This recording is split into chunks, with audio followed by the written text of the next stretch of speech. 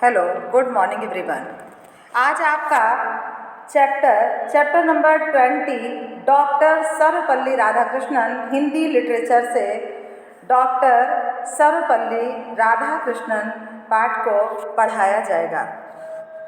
चलिए, सबसे पहले हम आपको उनका संक्षिप्त परिचय कराते हैं कि प्रस्तुत अध्याय में डॉक्टर राधाकृष्णन के शिक्षा, राजनीति व लेखन के क्षेत्र में देश के प्रति योगदान का वर्णन किया गया है।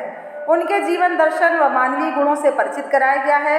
एक आदर्श राजनेता व विद्वान के रूप में जीवन व्यतीत करने वाले डॉक्टर राधाकृष्णन न केवल उच्च कोटि के दार्शनिक, ओजस्वी लेखक ही थे, बल्कि वे राष्ट्रीय विचारों के प्रवक्ता भी थे।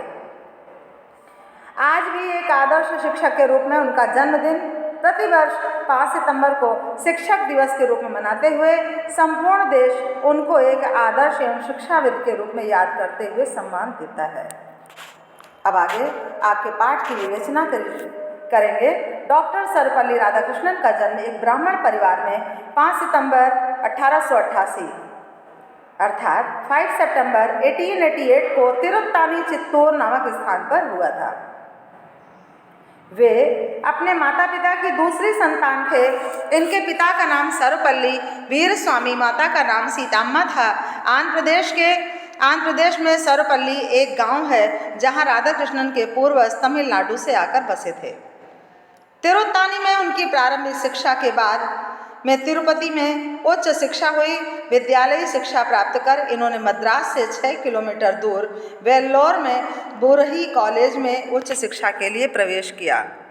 इनके कॉलेज का नाम था वेल्लोर के बूरही कॉलेज में उच्च शिक्षा के लिए प्रवेश किया। मात्र 17 वर्ष की आयु में वे मद्रास क्रिश्चियन कॉलेज के छात्र हुए। तिरुपति, वेल्लोर, मद्रास के मिशनरी स्कूलों में बाइबल पर अच्छा अधिकार प्राप्त कर लिया, परंतु मिशनरियों द्वारा हिंदू रीति रिवाजों की निंदा एवं धर्मांतरण की गतिविधियों से उनके दिल में ठेस पहुंचती थी। हिंदू होने के नाते उनका धार्मिक स्वाभिमान तब जाग उठा जब विवेकानंद की प्रखर घोषणा ने भारतीय युवा वर्ग को आत्मसम्मान के साथ जीने का आह्वान किया। वीर सावरकर की पुस्तक the first of war independence ने उनके हृदय में राष्ट्रीयता की भावना को प्रज्वलित कर दिया। राधाकृष्णन ने उच्च शिक्षा में दर्शन शास्त्र एवं तर्कशास्त्र का विशेष अध्ययन किया। वे भारतीय संस्कृति एवं दर्शन के विश्वविख्यात विद्वान थे। उन्होंने पाश्चात्य दर्शन का भी गहन अध्ययन किया। उन्होंने उपनिषद, गीता, जैन एवं बौद्ध धर्मों के मूल ग्रंथ शांकर भाष्य, क्या है मूल ग्रंथ उनका? शांकर भाष्य, रामानुज एवं माधव टीका तथा ब्रह्म सूत्र आदि का गहन अध्ययन किया। पाश्चात्य दर्शन के विद्वान प्लेटो, प्लाटनस, कांट, शेक्सपियर, वुड्सवर्थ, दांते, गोएथ आदि मार्क्सवाद, अस्तित्ववाद का भी उन्होंने अध्ययन किया। संगीत उनकी विशेष रुचि का विषय था। अध्ययन पूर्ण करने के बाद वे मद्रास प्रेसिडेंसी कॉलेज में सहायक शिक्षक हो गए। सन 1918 में राधाकृष्णन मैसूर विश्वविद्यालय में दर्शन शास्त्र के प्राध्यापक चुन लिए गए। राधाकृष्णन की पहली पुस्तक का नाम है the philosophy of Rabindranath Tagore.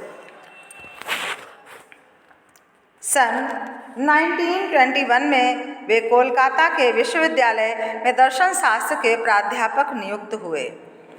कहाँ के? कोलकाता के 1921 में। अब मैसूर विश्वविद्यालय में वे मात्र 3 वर्ष रहे, परंतु उनके एक आदर्श शिक्षक के स्वरूप व छात्रों का बहुत अधिक प्रभाव पड़ा तथा विश्वविद्यालय के संपूर्ण छात्र वर्ग ने उन्हें अत्यंत भावभीनी श्रद्धापूर्ण विदाई दी। शीघ्र ही डॉक्टर राधाकृष्णन को ऑक्सफोर्ड विश्वविद्यालय में व्याख्यान के लिए आमंत्रित किया जाने लगा। बाद में उनकी विद्वता से प्रभावित होकर उन्हें ऑक्सफोर्ड विश्वविद्यालय में ही डिपार्टमेंट ऑफ कोऑपरेटिव रिलीजन का विभागाध्यक्ष बनाने का निमंत्रण दिया गया। ऑक्सफोर्ड के ऑल सॉल्स कॉलेज के फेलो के रूप में भी उनका सम्मान किया गया। 1931 में वे आंध्र विश्वविद्यालय के उप कुलपति हुए। इस दायित्व पर उन्होंने अद्भुत संगठनात्मक एवं प्रशासनिक प्रतिभा का परिचय दिया। वाइसराय इरविन ने उनकी विद्वता से प्रभावित होकर उन्हें राष्ट्र संघ में बौद्धिक सहयोग समिति में भारत का प्रतिनिधित्व करने के लिए चयनित किया। डॉक्टर राधाकृष्णन को काशी हिंदू विश्वविद्यालय के उप कुलपति का कार्यभार भी दिया गया। काशी हिंदू विश्वविद्यालय के अनोखे राष्ट्रीय चरित्र को गढ़ने में मालवीय जी के बाद डॉक्टर राधाकृष्णन का भी विशेष योगदान है। सर्वपल्ली राधाकृष्णन एक उच्च कोटि के दार्शनिक, ओजस्वी लेखक एवं राष्ट्रीय विचारों के प्रवक्ता थे। राष्ट्र के भविष्य को संवारने में उनकी एक अग्रणी राजनेता के रूप में महत्वपूर्ण भूमिका है। सन 1947 में भारत स्वतंत्र हुआ। देश की नीतियों को आकार देने में उनकी विद्वता का पूरा लाभ लिया गया। 1948 में उन्हें विश्वविद्यालय शिक्षा आयोग का अध्यक्ष बनाया गया।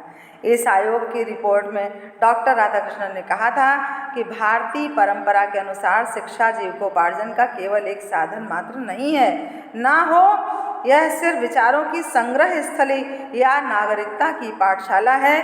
यह तो आध्यात्मिक जीवन में प्रवेश करने की दीक्षा और सत्य की खोज एवं सद्गुण पालन में मानव आत्मा का प्रशिक्षण है। संक्षेप में यह दूसरा जन्म है।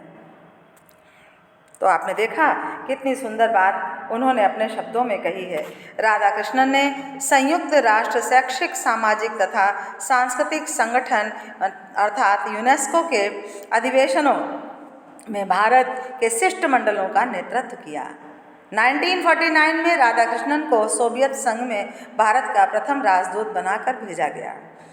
1952 में मास्को छोड़ने से पहले राधाकृष्णन ने भारत सोवियत संघ के बीच मैत्रीपूर्ण संबंधों की सुदृढ़ नींव बनाई।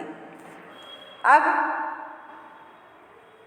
5 अप्रैल 1952 को उन्हें भारत का उपराष्ट्रपति निर्वाचित कर लिया गया। तो आपने देखा कि 1949 में राधाकृष्णन को सोवियत संघ में भारत का प्रथम राजदूत बनाकर भेजा गया। 1952 में मास्को छोड़ने के बाद राधाकृष्णन ने भारत सोवियत संघ के बीच मैत्रीपूर्ण संबंधों की सुदृढ़ नींव बनाई और 5 अप्रैल को उन्हें उपराष्ट्रपति के रूप में निर्वाचित कर दिया गया। अब आगे देखेंगे कि 2 बार लगातार पूर्ण अवधि के लिए उपराष्ट्रपति रहने के बाद सन 1962 में सर्वपल्ली डॉक्टर राधाकृष्णन भारतीय गणतंत्र के दूसरे राष्ट्रपति निर्वाचित हुए। सन 1954 में राधाकृष्णन को स्वतंत्र भारत का सर्वोच्च सम्मान भारत रत्न प्रदान किया गया। ये अपने देश का सर्वोच्च पुरस्कार है। सन 1956 में उनकी धर्मपत्नी शिवा कामम्मा का देहांत हो गया। उनकी 5 पुत्रियां और 1 पुत्र था। मद्रास में मैसूर, कोलकाता, ऑक्सफोर्ड, आंध्र एवं काशी हिंदू विश्वविद्यालय के कुलपति पद तक और बतौर राजदूत एवं राष्ट्रपति पद तक उनकी भूमिका सभी पदों पर आदर्श थी। राष्ट्रपति के रूप में उनकी भूमिका अत्यंत गरिमापूर्ण रही। सन 1967 में 79 वर्ष के होने पर राष्ट्रपति पद